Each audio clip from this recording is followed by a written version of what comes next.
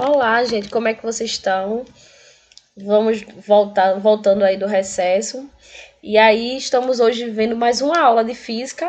E dessa vez a gente vai estudar os gases, né? Que a gente já estudou um pouquinho na parte de química e vocês vão ver que se repete bastante. Apenas eu vou dizer algumas informações relacionadas na parte de física. E o legal é que a gente já estudou esse assunto, então vai ficar como se fosse uma revisão. Vê, a gente já viu que os gases estão classificados lá na parte de química como a terceiro estado físico, né? Que é sólido, líquido e gasoso, o terceiro estado físico da matéria. E o gás, ele tem comportamento diferente do estado líquido e sólido. Ele apresenta uma energia cinética alta por ele estar em altas temperaturas, tem um movimento desordenado, aquela parte toda lá que a gente viu da física. Mas aí na parte relacionada com química, a gente vai se atentar ao gás perfeito, que é o gás que obedece às condições normais de temperatura e pressão. E esse gás ele está a altas temperaturas e baixas pressões. E aí são considerados gases ideais. Lembra lá quando a gente estudou na química, ele podia ser relacionado como gás ideal e gás real. O gás ideal era que obedecia às condições normais de temperatura e pressão. E aí, nesse caso, as moléculas desse gás, eles se movimentam ao acaso, então um movimento desordenado, lembra lá do pum, solta um pum e o gás rapidamente se expande, não exerce ação mútua e não interagem, tá certo? Por mais próximos que eles estejam. E eles se chocam elasticamente. E aí, lembra lá das propriedades dos gases, a gente viu que ele tem elasticidade, compressibilidade, né? Alta energia cinética, alta temperatura. E aí, leva ao que eu estava comentando, a questão das variáveis de estados. A parte de física se atenta bastante nessas três variáveis. Quem são? Pressão, então a pressão que o gás exerce nas paredes do recipiente das colisões. Volume, e esse volume desse gás, ele é ideal e depende do recipiente que ele está contido. Temperatura, que é uma grandeza que mede o estado da agitação dessas partículas. Então, toda vez que na parte da física falar em variáveis de estado, está relacionado com essas três: pressão, volume e temperatura.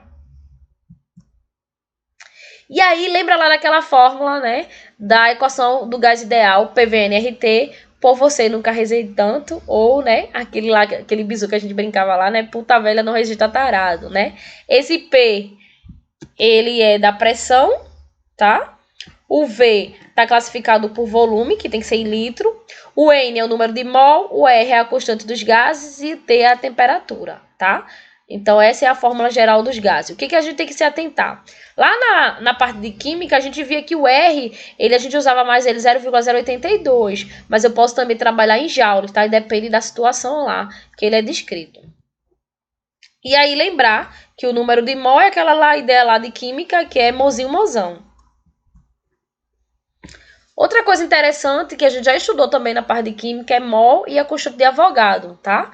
Mol, como a gente já viu, é a massa dividida pela massa molar. Mas aí eu posso relacionar o mol tanto com a constante de Avogadro quanto com o volume molar. E esse mol ele é relacionado por uma constante, que é 6, sendo aproximado, 6 vezes 10 a 23, tá? A numeração dele toda é essa que tá aí, que vocês estão vendo. Só que para favorecer os cálculos, a gente trabalha nas provas como 6 vezes 10 a 23, tá? E aí a gente se remete às transformações. Lembra lá que a gente viu isotérmica, isobárica? Gente, o assunto é muito parecido, é quase que igual. É porque química e física ela andam muito junto, tá?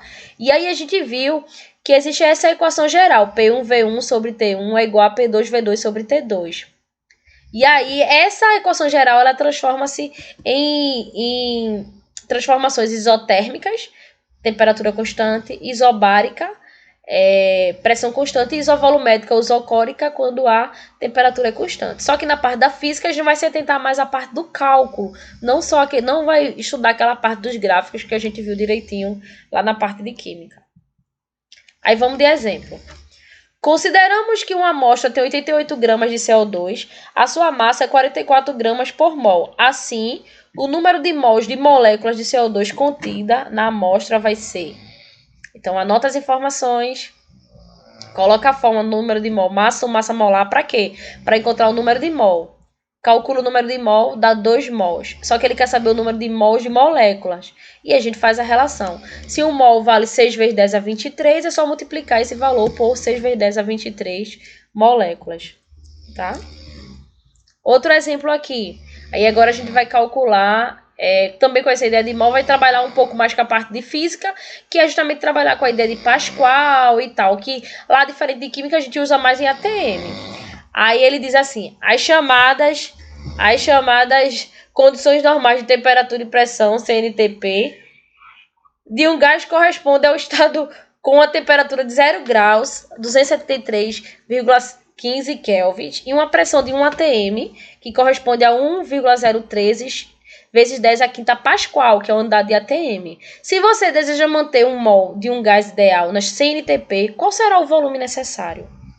Aí vem, vamos lá colocar PVNRT, por você nunca rezei tanto. Aí, ó, substitui quem é a pressão? 1 vezes 10 a terceira, 1,013 vezes 10 a quinta, vezes V, né? O N, 8,3 vezes 1 vezes 73. Na verdade, ele quer saber qual o volume. E aí você só vai multiplicar. Multiplica e depois passa dividindo esse valor aqui. Então, multiplica tudo isso, depois você, quando dividir, você vai encontrar que o volume vai ser 22,4 litros, que a gente já viu em química, que é quando ele está na CNTP, o mol vale 22,4 litros. Outro exemplo que eu tenho aqui diz assim, um gás perfeito é mantido em um cilindro fechado por um pistão. Em um estado A, suas variáveis PA, VA e TA. E em outro estado B, eu tenho TB, PB.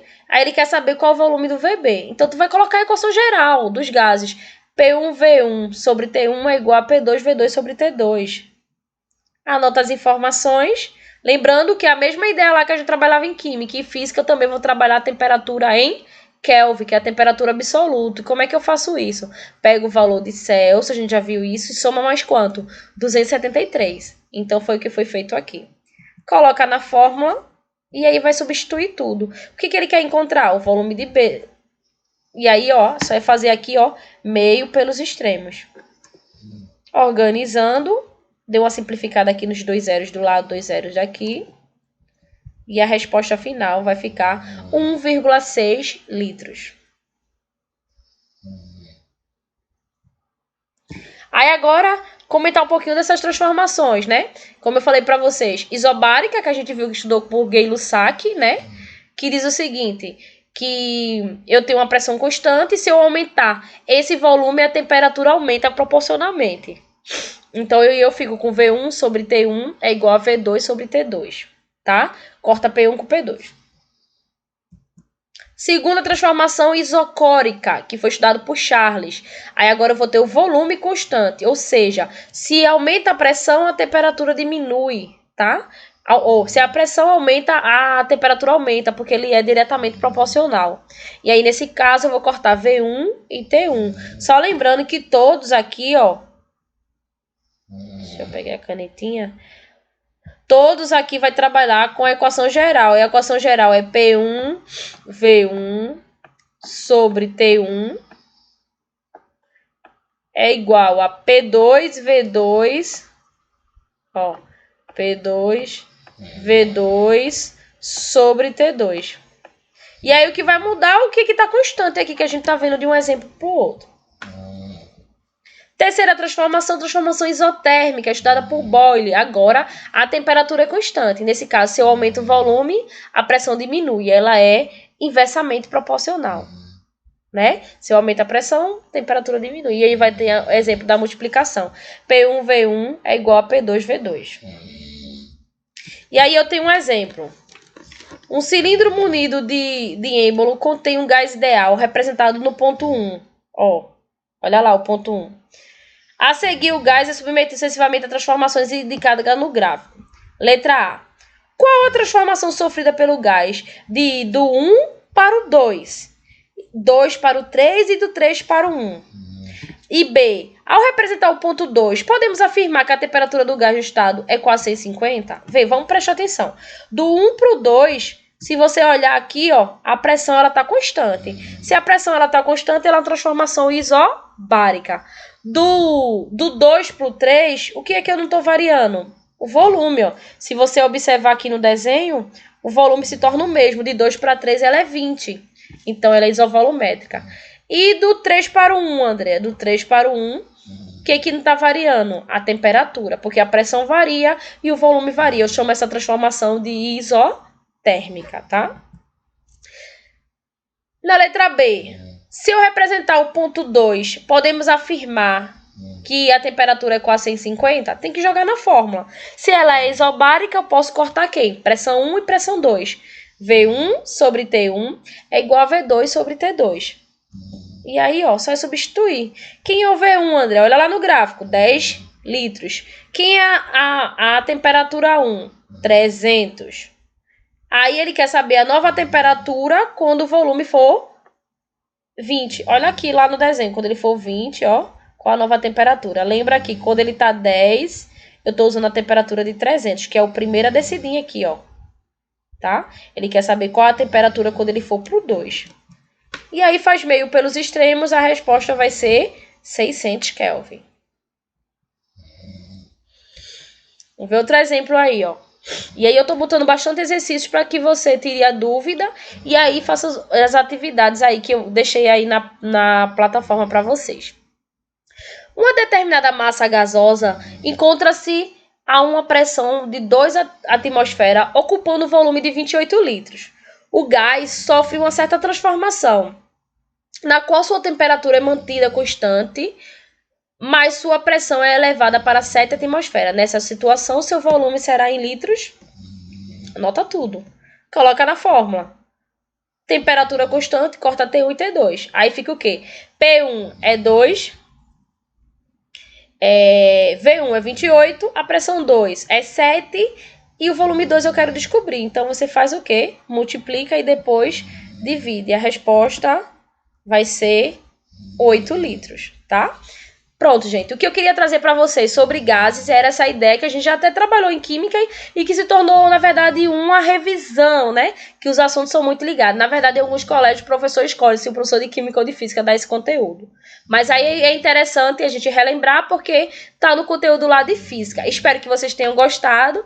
Façam os exercícios. Se tiver qualquer dúvida, vocês perguntem e até a próxima aula, tá? Cheiro para vocês.